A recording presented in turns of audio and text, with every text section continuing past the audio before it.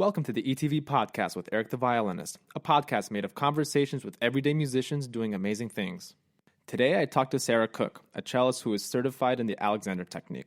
We get to learn more about Sarah's journey in music and effective ways to use this technique. I hope you enjoy. Ladies and gentlemen, without further ado, Sarah Cook. Sarah, thanks for joining me today. Thank you so much for having me. No problem. So you're a cellist and you're certified in the Alexander technique, which is part of the reason why I wanted to talk to you, because musicians get injured on a frequent basis, and I thought this would be a great opportunity to talk to someone who's actually certified and to actually talk about the Alexander technique. Can you tell us what the Alexander technique is? Yes. So I just graduated from the certification program at Boston Conservatory at Berkeley. Alexander technique, believe it or not, is for everybody. To break it down simply, which is a very hard feat to do, you can think of it as learning how to learn. And what that means is learning how to figure out the way that you use yourself in relationship to the external world. So what that means is bridging the gap between what's going on externally and all of your external stimuli and how you react to that. So you're saying that Alexander technique is for everybody. It's not just for musicians, even though musicians use this on a regular basis. Alexander technique is for everybody.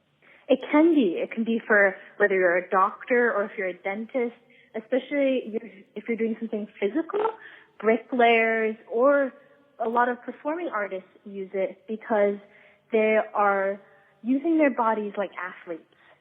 And so they want to be in the best shape possible for what they're doing, and Alexander technique can help with that.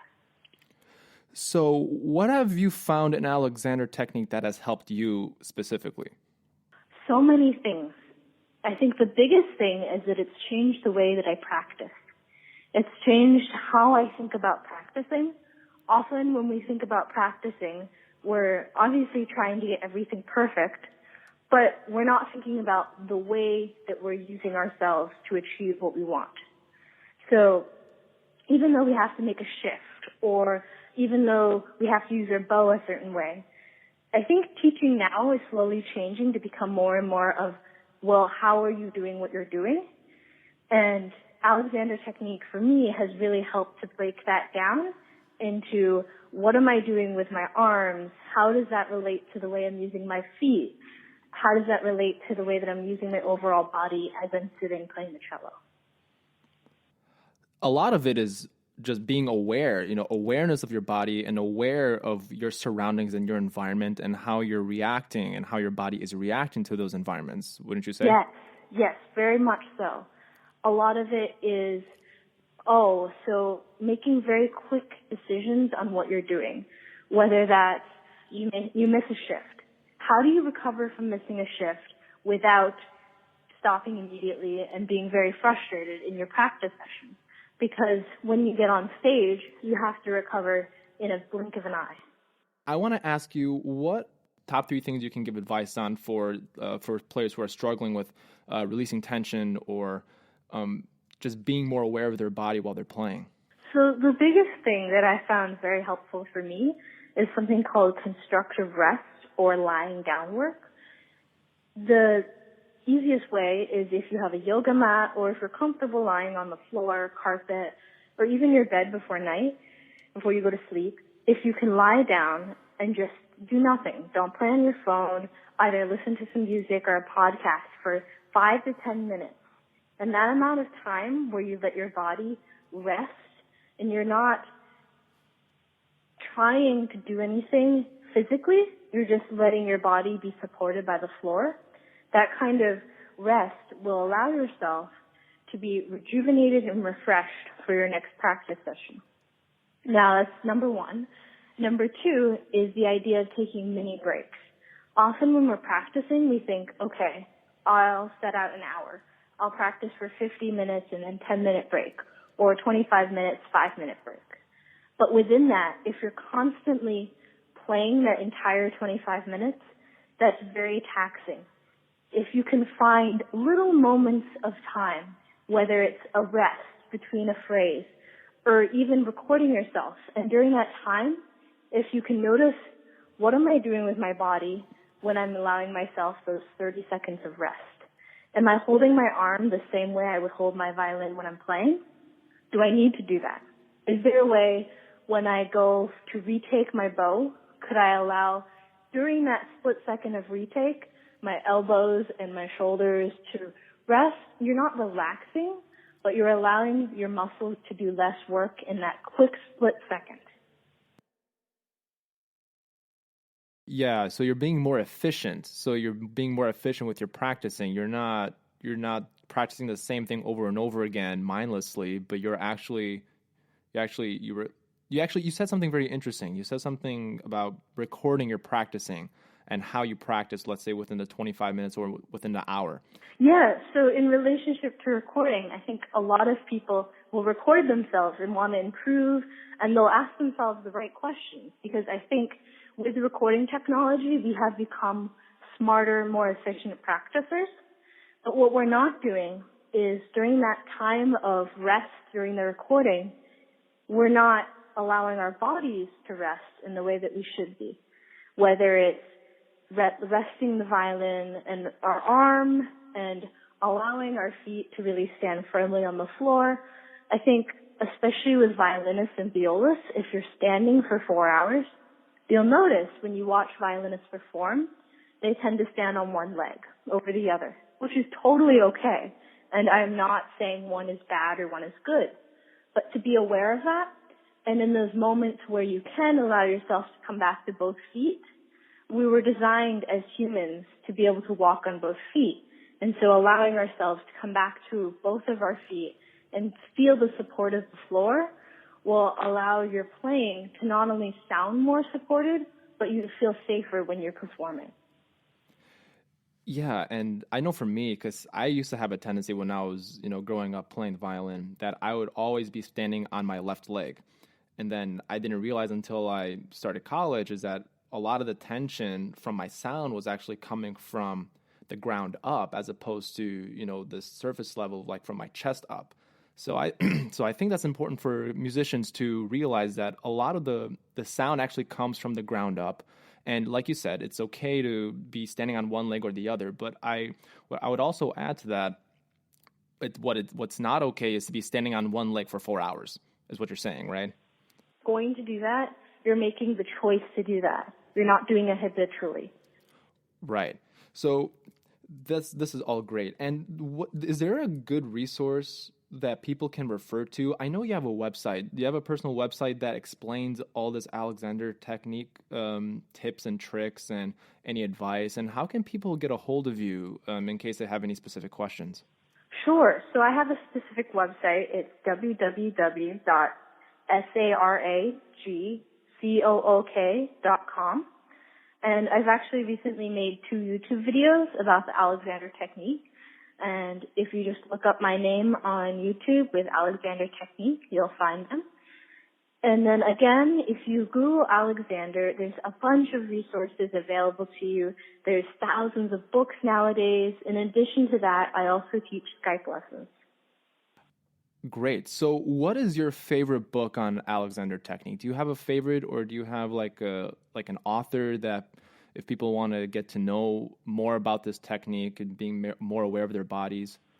I think for musicians, one of the best resources is the Alexander Technique for Musicians book. It was written by a couple of teachers based in London. And then another good resource just for the average person is, I think it's called Body Learning by Michael Gelb. Great. So, Sarah, let's take a step back, and we've talked a bit about Alexander technique, but now I want to talk about you. How did you begin with the cello? What is your background in music? And what are the few things that inspire you to play classical music? So I've always wanted to play the cello since I was a little kid. I don't really know why. Maybe it was watching Yo-Yo Ma on Sesame Street or going to the symphony. But I was a little bit hyperactive as a child. So my parents said, wait, maybe this is a phase. And then I kept asking. So we went to a petting zoo, and my parents said, ask the cellist there, when did you start playing? He said, 4th grade. So the summer before fourth grade, I learned how to play the cello, and I haven't stopped since. That's incredible. So we just recently did a music festival together in Italy. And I also want to talk about the importance of chamber music in like in a festival, in a very intense festival for 2 weeks that we just experienced less than a month ago. So actually, I want to tie Alexander technique. So if you're sitting for hours rehearsing and practicing and performing, what are the few things that's on your mind? Because a lot of it is physical, yes, but what do you have to do mentally to get into that zone where, okay, I have to be aware of my body, I can't be injured. So what was going through your mind during the festival when you were performing and playing and practicing like pretty much 24/7? So I absolutely love chamber music, and I thought that was a wonderful festival. The intensity of chamber music often rarely doesn't happen within festivals, because mostly it's orchestra-based, for string players especially. I thought that in regards to Alexander technique, is the more that you become accustomed to using yourself in the way of the Alexander technique, you become less inclined to think body, world. It becomes more of a fluid application of the two. And so during rehearsals, the thing that you want to be careful of, which I see often even in people that aren't musicians, whether it's talking to people or having a conversation, we tend to go outside of ourselves. And so if we can find a balance between either it's our feet on the floor or noticing our butt in the chair, closing our eyes occasionally to come back to ourselves and then come back to the conversation. Because chamber music, when you break it down, is really a conversation. Yes, and I want the audience who's listening in. You played Beethoven Ghost Trio, is that right? And then you are also a part of a different chamber group. Am I right? I played the Franck Quintet First Movement Piano Quintet, as well as the Schubert Sonatina in D major. Yeah, so you were a busy person. Yes, it was quite busy. Yes, so you spent some time in Boston, and you studied cello in Boston. You got your certificate in Boston. So what's next for you? What are your plans? So I'm headed to Scotland for a master's degree in cello performance at the Royal Conservatoire of Scotland. Wow, look at you. So how long is the program there? The program there is 2 years long. 2 years? Okay, so do you have like a 5-year goal where you want to stay in the UK? Or I guess Scotland, I think. Did Scotland leave the UK? I forget. Or they voted out, right. So is your plan to stay in Europe, or planning on going back and pretty much bringing back what you've learned? What's your plan? I think long term, it would be great to open up an Alexander technique practice and have students. In Alexander, we call the people that come to us students instead of clients, because we're all lifetime learners. In addition to that, I think it would be great to perform professionally, whether it's in an orchestra or a chamber group as a cellist. It's a little bit of everything. So you want to diversify yourself. You don't want to be doing just one thing, right? I think that in this day and age of musicians, especially younger musicians, it's important to diversify yourself, because if you get stuck doing one thing, then whether it's you lose your job or you get bored of it very easily. Yeah, I think that's what definitely attracts me in diversifying myself in my skill set. For one, I love all kinds of music to play, whether it's a musical, orchestra, opera, quartets. I love everything. And if you're stuck in one kind of setting, then it's really hard to grow outside in different areas. Professionally, if you just start like going into routine of let's say one orchestra job, it's really hard to break that routine and actually find and make time to do other things and other projects that really mean dear to you. That's true. And the second you get stuck doing that one job, it's easy to clock in and clock out. And then if you're not continually pushing yourself as a person and as a student or learner, then the fun of playing cello or violin or music kind of zaps out of it. But you mentioned something very interesting that I want to point out to the audience is that we are lifelong students of music. It's not like you've made it or you're like you're finished learning. You're continuing to learn. Whether you commission a new piece, which I'm sure you've done and I've done, we've played in a lot of new music ensembles in the past, and continuing to learn from each other and and teaching. And I feel like that's extremely important in our profession.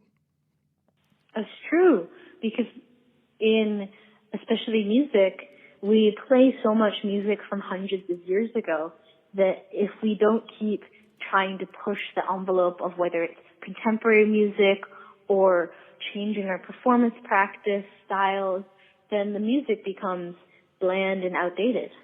Exactly. So you actually bring up an interesting point. So how, in your opinion, how do we make music from 100 years ago relevant today? It's hard. It is very hard. I think whether it's coming up with different styles, people will play Baroque music romantically, or trying their best to play it as if we were in that time period. I think a lot of people have very biased opinions of what should music from different eras should sound like, and if we do that, then there's no room for more exploration within that music. Which leads me to we're running out of time here, so it leads me to my last question here.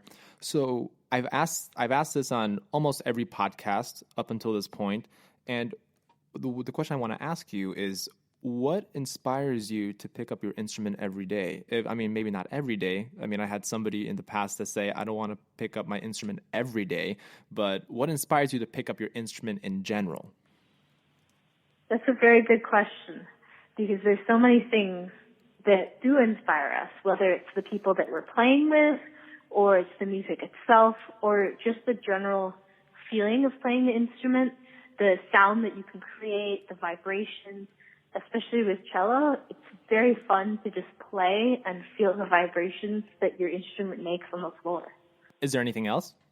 I think also realistically, which I don't know if I should be saying this, but there are some days where you don't want to pick up your instrument in the same way that people don't want to go to work.